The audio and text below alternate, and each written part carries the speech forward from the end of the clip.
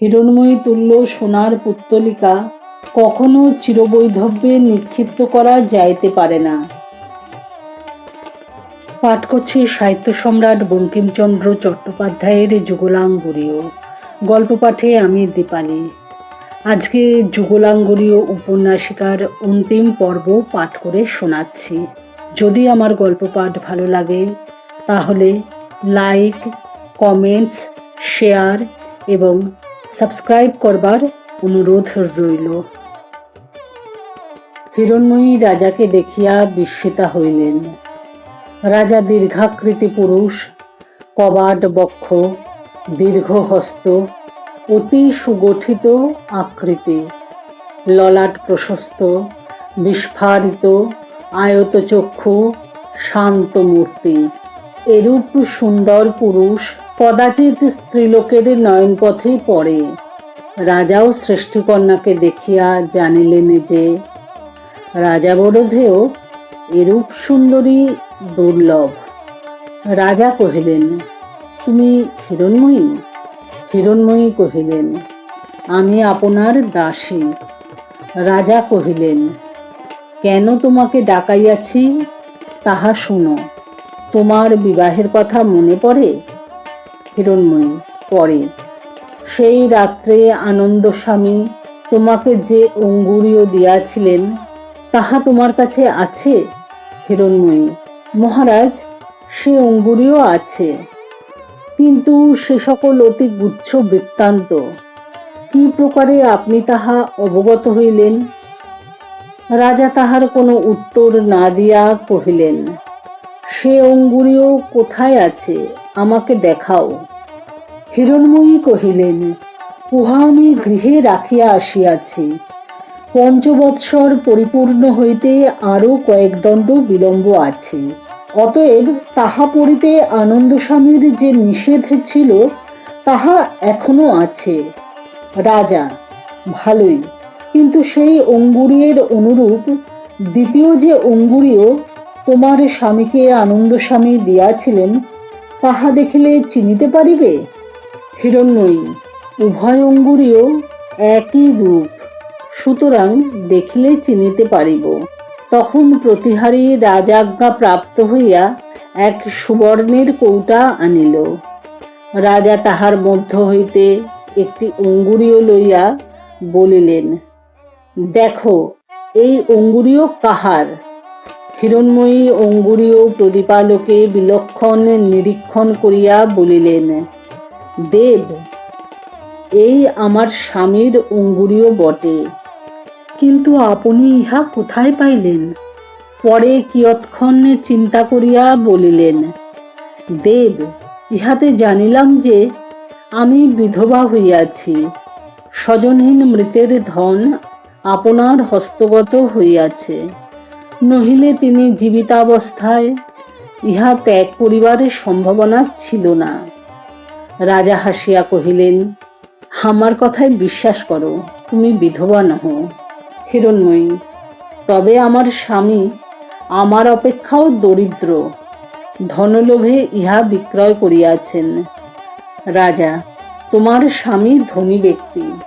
হিরণ্ময়ী, তবে আপনি বলে ছলে কৌশলে তাহার নিকট ইহা অপহরণ করিয়াছেন।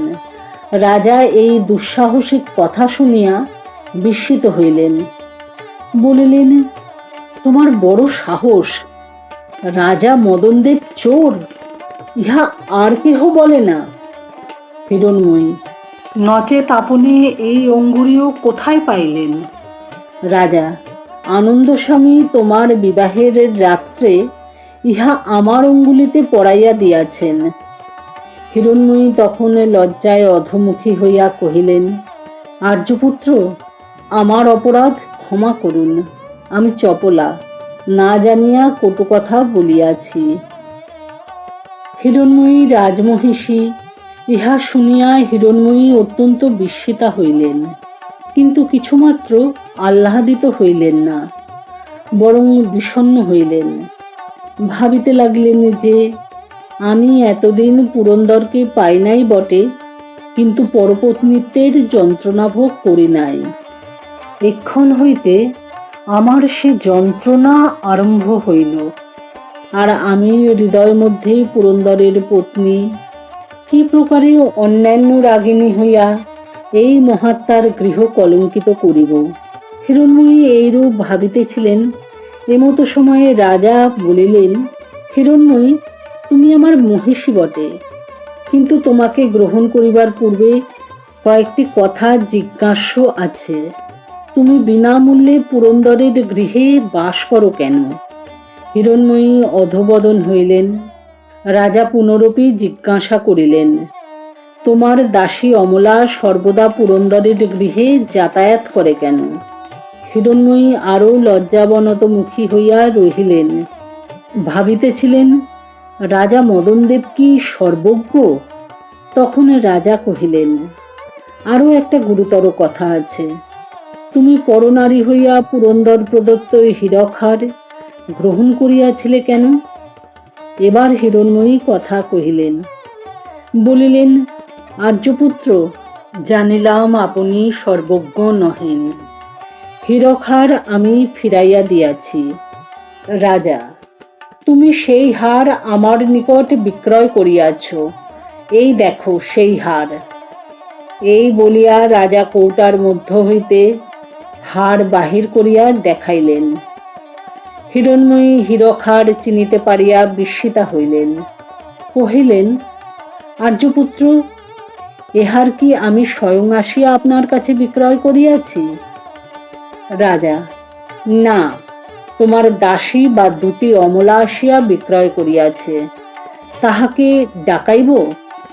হিরণ্ময়ীর অমর্ষান্বিত বদনমণ্ডলে একটু হাসি দেখা দিল।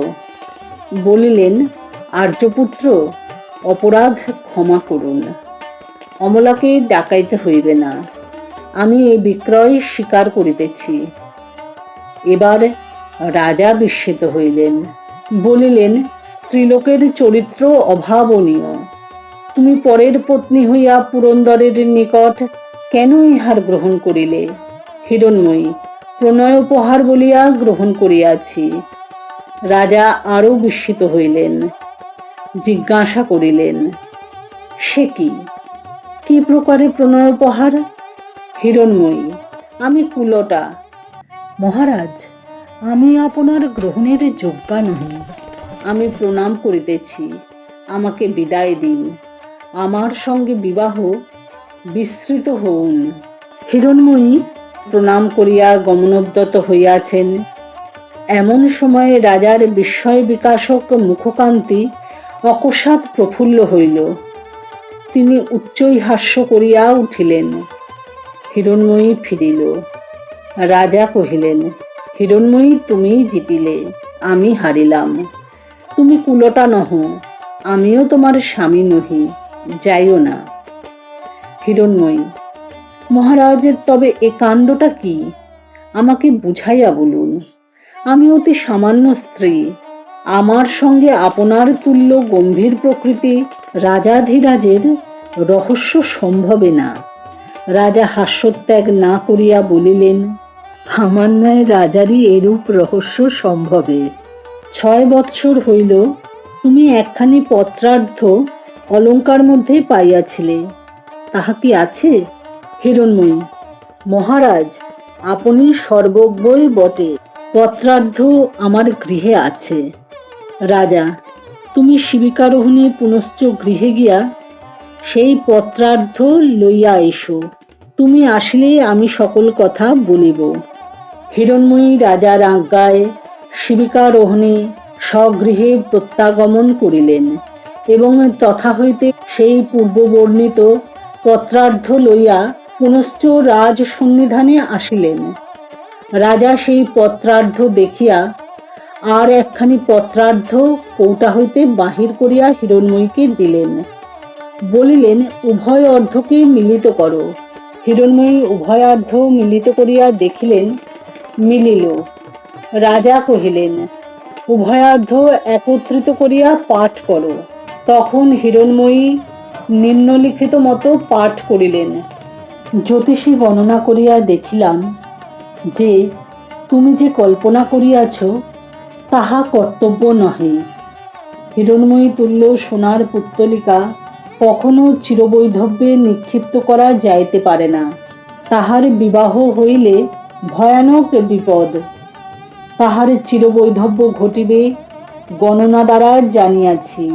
তবে ৫ বৎসর পর্যন্ত পরস্পরে যদি দম্পতি মুখদর্শন না করে, তবে এই গ্রহ হইতে যাহাতে নিষ্কৃতি হইতে পারে, তাহার বিধান আমি করিতে পারি। পাঠ সমাপন হইলে রাজা কহিলেন, এই লিপি আনন্দস্বামী তোমার পিতাকেই লিখিয়াছিলেন। হিরণ্ময়ী, তাহা এখন বুঝিতে পারিতেছি।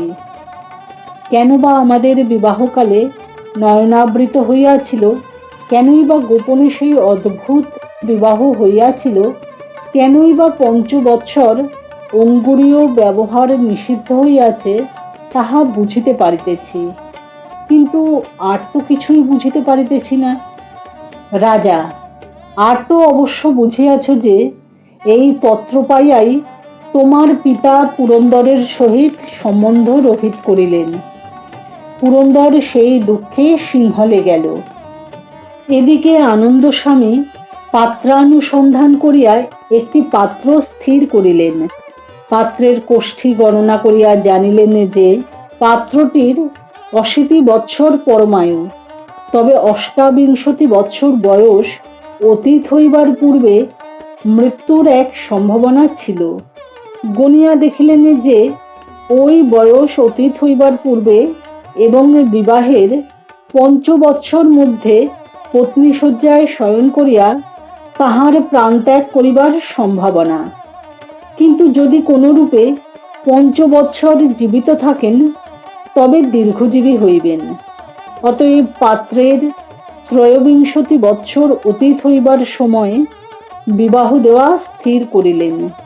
কিন্তু এতদিন অবিবাহিত থাকিলে পাছে তুমি কোনো প্রকারে চঞ্চলা হও বা গোপনে কাহাকে বিবাহ করো, এই জন্য তোমাকে ভয় দেখাইবার কারণে এই পত্রার্ধ তোমার অলঙ্কার মধ্যে রাখিয়াছিলেন। তৎপরে বিবাহ দিয়া ৫ বৎসর সাক্ষাৎ না হয়, তাহার জন্য যে যে কৌশল করিয়াছিলেন তাহা জ্ঞাত আছে। সেই জন্যই পরস্পরের পরিচয় মাত্র পাও নাই। কিন্তু সম্প্রতি কয়েক মাস হইল বড় গোলযোগ হইয়া উঠিয়াছিল। কয়েক মাস হইল আনন্দস্বামী এ নগরে আসিয়া তোমার দারিদ্র শুনিয়া নিতান্ত দুঃখিত হইলেন। তিনি তোমাকে দেখিয়া আসিয়াছিলেন, কিন্তু সাক্ষাৎ করেন নাই।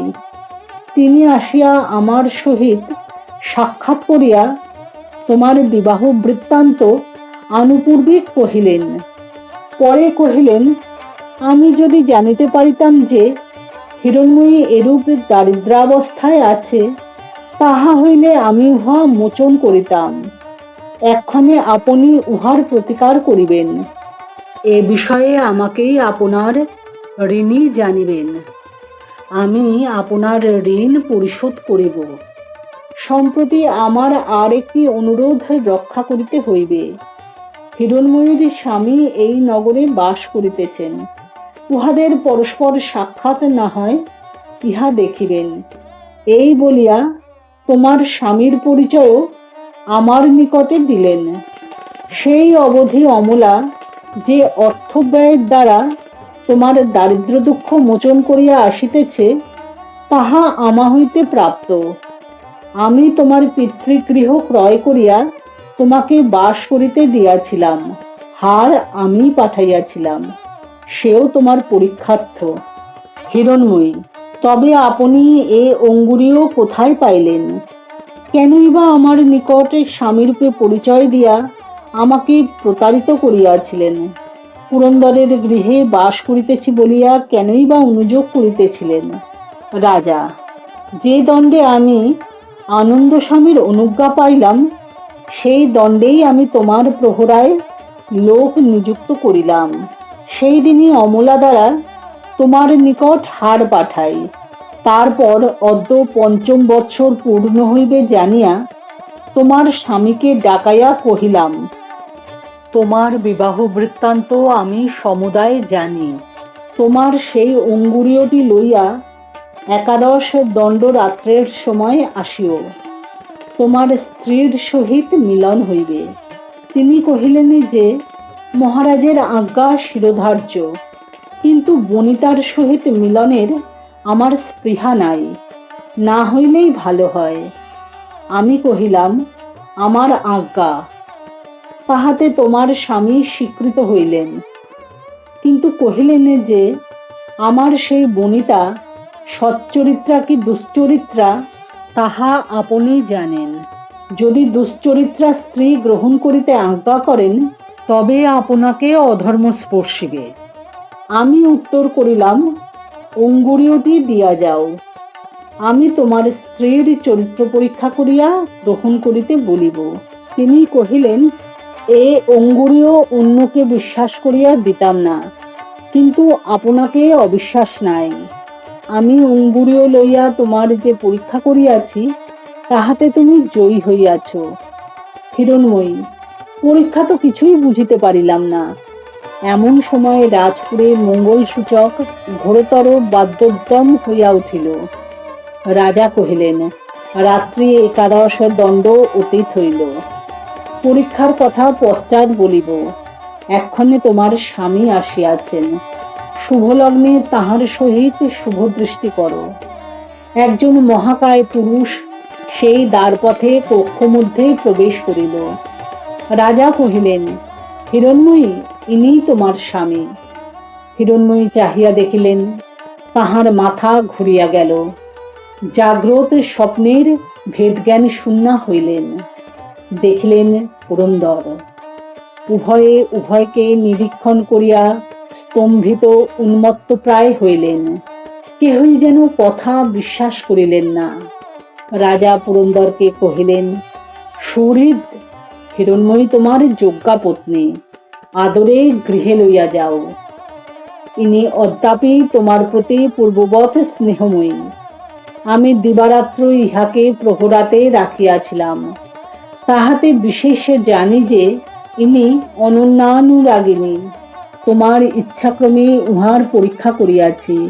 আমি উহার স্বামী বলিয়া পরিচয় দিয়াছিলাম, কিন্তু রাজ্যলোভেও হিরণময়ী লুব্ধ হইয়া তোমাকে ভুলেন নাই। আপনাকে হিরণময়ীর স্বামী বলিয়া পরিচিত করিয়া ইঙ্গিতে জানাইলাম যে হিরণময়ীকে তোমার প্রতি অসৎ প্রণয়াসক্ত বলিয়া সন্দেহ করি। যদি হিরণময়ী তাহাতে দুঃখিতা হইত, আমি নির্দোষী, আমাকে গ্রহণ করুন বলিয়া কাতর হইত, তাহা হইলে বুঝিতাম যে হিরণময়ী তোমাকে ভুলিয়াছে। কিন্তু হিরণময়ী তাহা না করিয়া বলিল, মহারাজ, আমি কুলটা, আমাকে ত্যাগ করুন। হিরণময়ী, তোমার তখনকার মনের ভাব আমি সকলই বুঝিয়াছিলাম। তুমি অন্য স্বামীর সংসর্গ করিবে না বলিয়াই আপনাকে কুলটা বলিয়া পরিচয় দিয়াছিলে। এক্ষণে আশীর্বাদ করি, তোমরা সুখী হও। হিরণময়ী, মহারাজ, আমাকে আর একটা কথা বুঝাইয়া দিন। ইনি সিংহলে ছিলেন, কাশীতে আমার সঙ্গে পরিণয় হইল কি প্রকারে? যদি ইনি সিংহল হইতে সেই সময় আসিয়াছিলেন, তবে আমরা কেহ জানিলাম না কেন?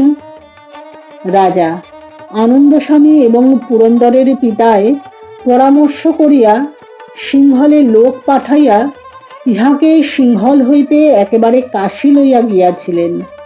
পরে সেইখান হইতে ইনি পুনশ্চ সিংহলে গিয়াছিলেন, তাম্রলিপ্তে আসেন নাই।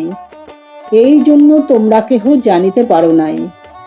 পুরন্দর কহিলেন, মহারাজ, আপনি যেমন আমার চিরকালের মনোরথ পূর্ণ করিলেন, জগদীশ্বর এমনি আপনার সকল মনোরথ পূর্ণ করুন। অদ্য আমি যেমন সুখী হইলাম, এমন সুখী কেহ আপনার রাজ্যে কখনো বাস করে নাই। শেষ হল সাহিত্য সম্রাট বঙ্কিমচন্দ্র চট্টোপাধ্যায় রচিত উপন্যাস যুগলাঙ্গুরীয়। গল্প পাঠে আমি দীপালি। গল্প পাঠ আপনাদের কেমন লাগলো অবশ্যই জানাবেন। যদি আমার গল্প পাঠ ভালো লেগে থাকে, তবে লাইক, কমেন্টস, শেয়ার এবং সাবস্ক্রাইব করবার অনুরোধ রইল। আশা করি আপনারা সবাই আমার পাশে থাকবেন। ধন্যবাদ, নমস্কার।